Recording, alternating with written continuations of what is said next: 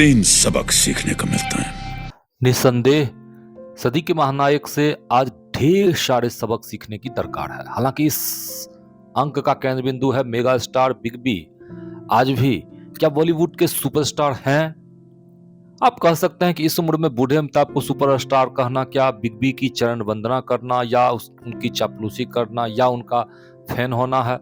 तो आइए इस प्रश्नों का हल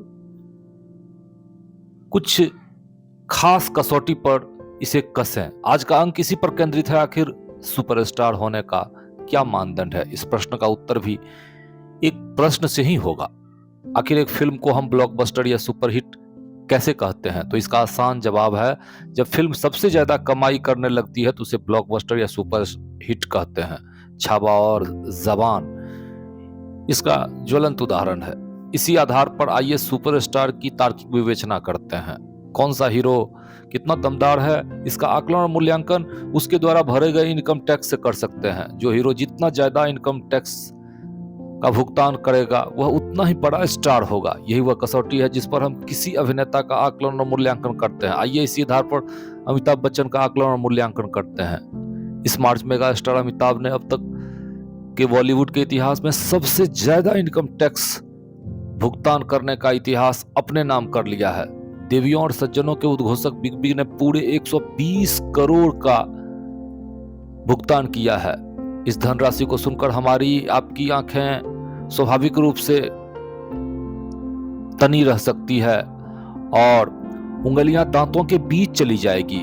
जिस उम्र में लोग बीपी, शुगर, घुटने के दर्द और हृदय रोग जैसी असाध्य और साध्य बीमारी से घिरने लगते हैं, उस उम्र में अमिताभ 125 करोड़ के लगभग इनकम टैक्स का भुगतान करते हैं। गौरतलब है वो किसी इंडस्ट्री का मालिक नहीं, अब तो केवल टैलेंट के बल पर ही उन्होंने यह उल्लेखनीय उपलब्धि हासिल की है। वर्ष 2024-25 में अमिताभ ने कुल 350 करोड़ की कमाई की, जिसमें 120 करोड़ का टैक्स उन्होंने चुकाया। हालांकि गत वर्ष वो 71 करोड़ का टैक्स भरे थे, जबकि पिछले साल बादशाह खान यानी शाहरुख खान 92 करोड़ टैक्स भरकर पहले स्थान पर रहे।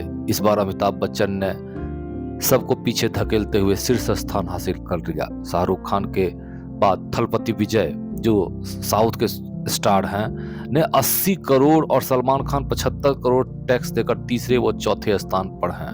वास्तव में 1942 में जन्मे अमिताभ बच्चन आज 81 वर्ष पार करने वाले हैं, पर अभी वो कितना दमदार हैं इसका अनुमान सहजता से लगाया जा सकता है। इन उदाहरणों को देखने और सुनने के बाद यही अंदाजा लगाया जा सकता है कि रिवाइटल का विज्ञापन के लिए सलमान से ज्यादा अमिताभ ही उपयुक्त है।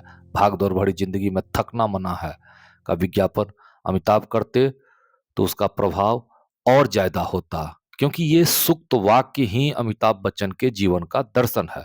क्या आप इससे सहमत हैं? अपनी राय अवश्य दें। मिलते हैं अगले अंक में। चैनल को अगर अब तक आपने सब्सक्राइब नहीं किया है तो अच्छे कंटेंट के लिए जरूर सब्सक्राइब करें। ओम शांति।